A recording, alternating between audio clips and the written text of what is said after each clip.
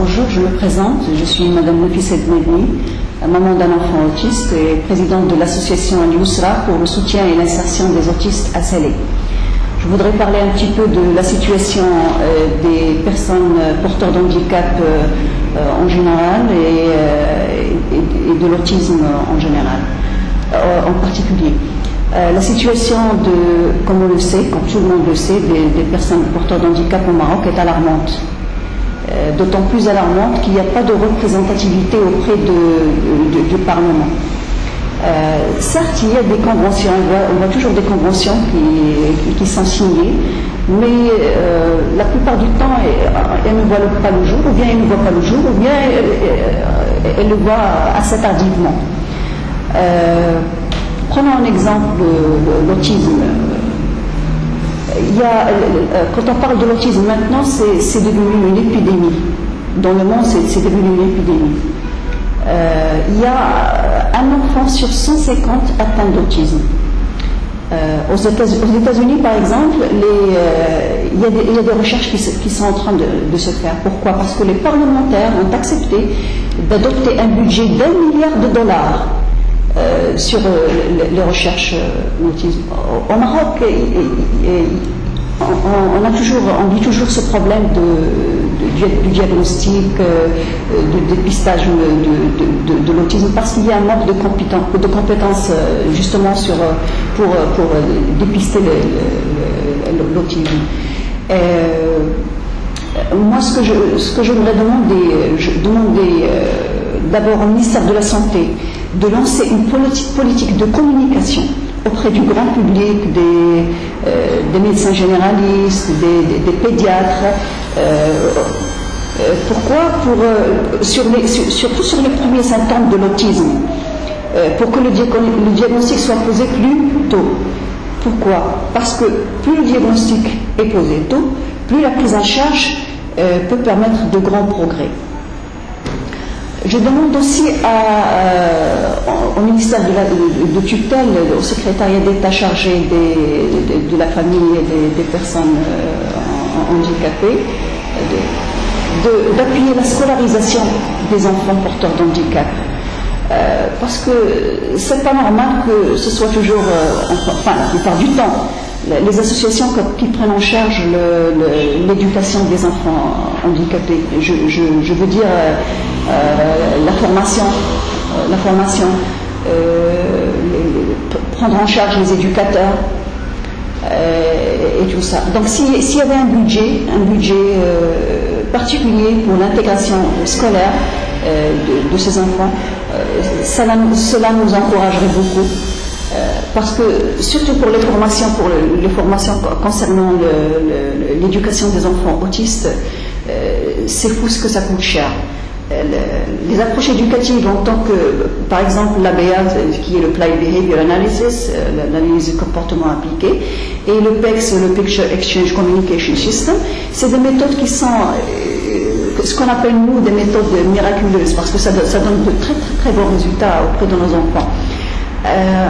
Nous, on est pour favoriser l'insertion de ces enfants dans un milieu scolaire normal. Ces enfants sont éducables et ils peuvent très bien être intégrés dans des classes profiter d'un milieu ordinaire avec des enfants les enfants qu'on appelle soi-disant normaux, mais on les a vus s'épanouir, c'est fou ce qu'on les a vus s'épanouir, et donc on veut aussi aux parlementaires d'appuyer les familles, de défendre leurs droits à, par exemple, pourquoi pas attribuer une allocation pour l'éducation des enfants handicapés. Aussi, parce que pour une famille où il y a un enfant autiste, c'est pas évident, c'est très difficile. Pourquoi difficile? Parce que la prise en charge d'un enfant autiste nécessite une personne tierce pour aider dans son éducation, sa surveillance même, sa santé et tout ça. Et donc, moi je propose une diminution d'horaire, d'heures pour si c'est pas pour les deux parents, au moins pour un des deux parents. Et ça, c'est vraiment très important. Il faut une grande sensibilisation, il faut beaucoup d'informations sur l'autisme. Malheureusement, c'est très peu connu. Moi-même, en allant chez un médecin généraliste, je lui ai dit écoutez, mon fils est autiste. Il a dit est-ce qu'il a une otite? C'est peu connu. Et ce qu'on voudrait, c'est qu'il soit connu auprès de tout le monde, auprès des familles, pour qu'un jour ces enfants la plupart de ces enfants sont malheureusement enfermés chez eux. Ils sont emprisonnés. Pourquoi? Parce que les familles ne savent pas ce que c'est qu'un enfant autiste. Donc des fois ils disent c'est un enfant, on confond ça avec l'épilepsie, avec ça. Donc nombre de nos enfants autistes sont à Bouya Omar à Marrakech, emprisonnés, enchaînés, parce qu'ils ne savent pas ce que c'est. Mais en prenant en charge ces enfants, on a vu qu'ils sont parfaitement éducables. On a vu énormément de progrès avec ces enfants. Donc je vous demande vraiment à cœur ouvert de nous encourager, de nous appuyer pour qu'ils soient pris en charge. À Rabat et à Salé, il y a maintenant que 2 ou 3 classes qui sont ouvertes pour ces enfants. Et pour une bonne prise en charge, il n'y a que 5 enfants par classe. Donc où sont ces enfants? Où sont les autres enfants? Avec un diagnostic, avec un bon diagnostic, avec une meilleure prise en charge, avec une insertion en un milieu ordinaire, avec beaucoup d'appui de la part du secrétariat d'État chargé des personnes handicapées, on avait vu la convention qui a été signée par les 4 ministères. On était heureux de voir cette convention signée, mais jusqu'à maintenant c'est que des signatures. On n'a pas vu là.